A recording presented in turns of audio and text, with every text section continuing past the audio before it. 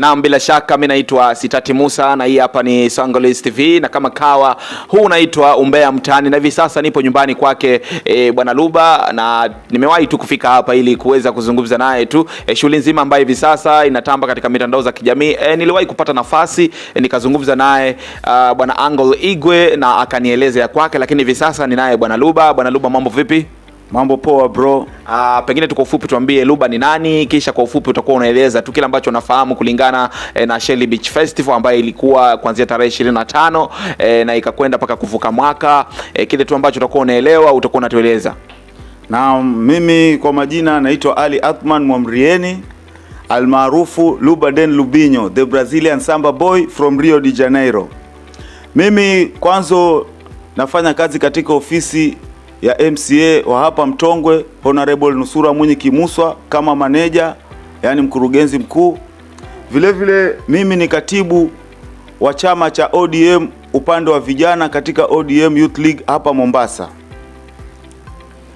Pengine tu kwa ufupi tu Bwana Luba, utueleze tu kile ambacho unafahamu kulingana na tamasha ambayo lilitendeka pale Shelly, ambayo ilikuwa inaitwa Shelly Beach Revival Festival, ambayo hivi sasa inatamba tu katika mitandao za kijamii. Ukiangalia kwamba kuna wasanii baadhi ya wasanii ambao hivi sasa wanasema ya kwamba walionewa. Kuna wasanii ambao walisema kwamba ilikuwa ile event ilikuwa iko sawa, na bado kuna wengine ambao walijiondoa kabisa, wakutaka kujihusisha, na wengine wanamkejeli Bwana Kulichwa kusema kwamba yeye kuna hela ambazo amezitia mfukoni, na pengine tu katika uweledi wako hivi sasa tunajua kwamba wewe ni mkaribu sana na waliokuwa wanaandaa shughuli nzima. Pengine utueleze tu katika uweledi wako unafahamu nini? Mimi kwanza nataka niwapongeze walioandaa lile tamasha, wakiongozwa na gavana wa hapa Mombasa Abdulswamad Sharif Nasir, wakiwa pamoja na chief officer Kulichwa, na pamoja na mbunge wetu wa Likoni Honorable Mishi Mboko, pamoja na MCA wangu, kwa sababu bila wao ile shughuli isingefanyika. Kwanza nataka kusema ile shughuli ilikuwa shughuli ya furaha sana, kwa sababu ndugu zetu ambao ni Christians pia waliweza kufurahi kuanzia tarehe 25. Hicho ni kitu hakijaifanyika. Utaona watu wanatoka hapa wanaenda Pirates, wanaenda Ukunda, lakini safari hii hata wafanyi biashara kule chini walifurahi kwa sababu kulijaa. Hata kwako hakuna mahali pa kutembea, viti vilikuwa kila mahali. Wafanyi biashara walimaliza, wakashinda, wakakesha. Kwa hivyo ilisaidia sana, na wengi walifurahika na wengine walifaidika. Na pengine tu kuna swali langu ambalo Bwana Luba unapenda unaliepa kuanzia mwanzo. Mimi nakuwahi tu kukuuliza, kuna wasanii ambao hivi sasa bado wanalalamika, wanasema kwamba walionyewa vibaya. Kuna wasanii ambao wanasema kwamba walikuwa maagizwa kuwa watalipwa hela fulani, hawakulipwa hizo. Kuna wengine bado wanasema kwamba ya kwamba Bwana Kulichwa ametia hela mfukoni, kitu ambacho hatuna ufahamu nacho. Na ndio maana mimi niliwahi kuzungumza na anaitwa Bwana Igwe, Angle Igwe, na hivi sasa nazungumza na wewe, na pia nitamtafuta mwenyewe Bwana Kulichwa niwahi kuzungumza naye, lakini bila shaka pia nitawatafuta wale wasanii pia nizungumze naye. Lakini kulingana na uweledi wako wewe, sijui unaelewa nini? Mimi swali lako kwanza sikulihepa. Hilo swali wajua nimeona ni kitu ambacho si cha kweli, na ni kitu ambacho hakijafanyika, ndio posa sikuwa na ufahamu wa hilo swali. Lakini mimi nataka kuambia wasanii, tusikubali kudanishwa kisiasa. Mimi ninavyojua gavana Abdulswamad alipoandaa ile tamasha, aliandaa kufaidisha wananchi wa Mombasa, kwa sababu alikuandaliwa huku peke yake. Liliandaliwa katika kila kona ya Mombasa. Liliandaliwa Jomvu, liliandaliwa Nyali, liliandaliwa Changamwe, liliandaliwa Mvita, na pia vile vile liliandaliwa ndani ya Kisauni.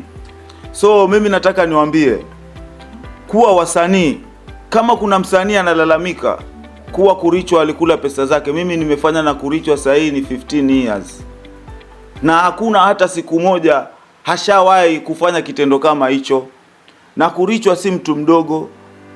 So waache kumtia mdomoni chief officer ambaye kwa jambo ambalo halikufanyika. Wale wasanii waliperform, wote walilipwa, na hakuna msanii ambaye hakulipwa. na wasanii walipunguzwa kwa sababu likuwako lazima kila sehemu iguswe, so ndio posa wasanii kapunguzwa. Lakini mwanzo wa jambo mwisho wa jambo si mwanzo wa jambo, ndio mwanzo wa jambo. Kuna rafiki yangu mbaya anasema kule Timbwani, mwisho wa jambo ndio mwanzo wa jambo. Kwa hivyo Chief sasa anaelewa yale matatizo ambayo yalifanyika yatarekebishwa, kwa sababu hakuna jambo linakosa kasoro. Kila kitu kiko na kasoro katika hii ulimwengu. So wale wasanii ambao wanalalamika hawakulipwa, mimi nawaomba, Chief yuko hapa Likoni, atoki, mnamjua, mko na namba zake, waweza kumpigia badala ya kuingia mtandaoni kuongea. Hiyo hautasaidika. Kama wewe kweli ulinini, ofisi ya gavana iko wazi, unaweza kwenda ukaona wale wahusika na utasaidika. Naam, pengine tu tukirudi kwako, ikiwa wewe ndo mkurugenzi mkuu katika afisi ya Mheshimiwa Mama Nusura pale Mtongwe, wewe unasemaje? Hivi majuzi nimewahi kuhudhuria katika shughuli ya mpira ambayo ilikuwa ni fainali ya Mwidani, mtoto wa aliyekuwa kansela hapa Mtongwe kwa miaka mingi tu. Pengine tu kwa ufupi utuambie, kwa sababu pale Mwidani alisema kwamba yeye anatosha na hivi sasa amejitia katika kinyang'anyiro cha kuwania kiti cha wadi hii ya Mtongwe. Pengine katika weledi wako wewe unasemaje? Hivi mama ataweza kushindana naye Mwidani ama Mwidani atamshinda mama katika weledi wako tu? Kwanza mimi nataka acha nicheke kwanza kidogo. Wewe unanifurahisha sana kwa sababu unanitajia mtu ambaye analala Masese anaamka Temeke. Sisi unataka sisi watu wa Mtongwe tubaki mayatima jamani? Tumpatie mtu uongozi alafu atukimbie. Kwanza mimi nataka nikwambie, katika hii miaka 30 ya nyuma katika uongozi wa Mtongwe hakuna kitu chochote kilifanyika, kwa sababu kama ni stima zililetwa na marehemu Chikas na marehemu Guo.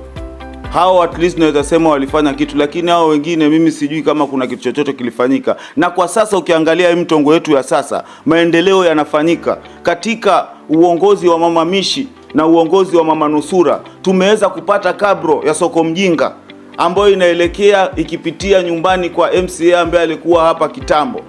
Ukija katika hapo Farmgate utaona kabro ambaye inaingia. Watoto wa shule walitufuata kwa muda mrefu, wakasema kuwa wanaumia kukinyesha pale mahali ilikuwa panajaa maji. Mheshimiwa akawasikia katika uongozi wake na Abdulswamad Sharif Nasir akawekea kabro, watoto wanapita salama sasa. Ukija Farmgate, ukija Alamano Road utaona imesongea mpaka TVET. Watoto wanaweza kuaccess shule vizuri, wakifika wakaenda wakisomea ujuzi, hata kukanyesha hakuna matope. Si unajua venye bububu kuko. Alafu ukija upande wa Kona Mbaya, kabro ilianza katika ushirikiano wa mbunge Governor Abdulswamad na MCA wetu. Sasa hii kabro imefika mpaka iko na nini. Na hivi karibuni MCA alienda kulia kwa gavana, na gavana anavyopenda watu wa Likoni akamwambia na kuhakikishia barabara ya Kona Mbaya itaelekea mpaka kwa Chief's office, itazunguka. Na hivi karibuni watu wa Kona Mbaya watajidai. Iko kwa process na anytime itaanza. Alafu nataka niongee tena. Mimi sitaki kuongea mambo mingi kwa sababu nataka nikuelezee maendeleo ambayo mheshimiwa ameyafanya katika hii Mtongwe. Ukiangalia mataa sasa yanawaka. Mataa area ya Bububu imeingia mataa kiasi. Ukiingia hapo kwa karibu na kwa MCA Dula kuna mataa yameingia. Ukienda Mtongwe sasa kuna ng'ara, japo yaliibiwa tuka replace mengine. Barabara ya Boya yote hiyo ukitembea sasa unapata mataa yanawaka. Kwa hivyo mheshimiwa kazi anaitenda, na bado kama gavana wake Abdulswamad Sharif Nasir. Na vile vile nataka nikwambie, yeye alichezesha finali ndio kulijaa. Ile timu zilikuwa na mashabiki.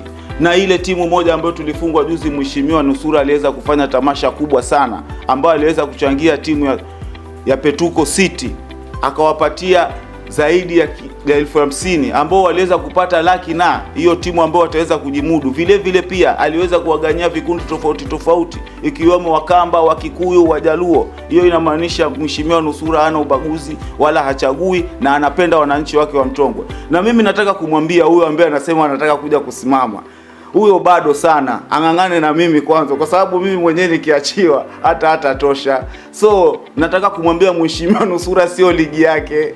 Mimi mwenyewe sio ligi yake, kwa sababu kule nimetoka na siasa na paka pale nimefika na siasa. Nashukuru Mungu, na mshukuru mbunge wa Likoni amenilea paka nimefika hapa. Na ningependa kumshukuru pia chamani wangu wa ODM Honorable Mohamed Hamid. yeye ni mtu anapenda vijana sana, ametukuza na anahakikisha vijana tunaangaliwa katika chama. So mimi nataka kumwambia yule ambaye anajitosha kwenye kinyang'anyiro, ulimwengu, dunia hii, Kenya yetu, demokrasia inaruhusu kila mtu asimame, lakini wanaosimama wakae wakijua chuma wanacho, na watu wa Mtongwe washasema nusura 5 tena, Mishimboko 3 term na Abdulswamad 2 term, na hiyo haibadiliki.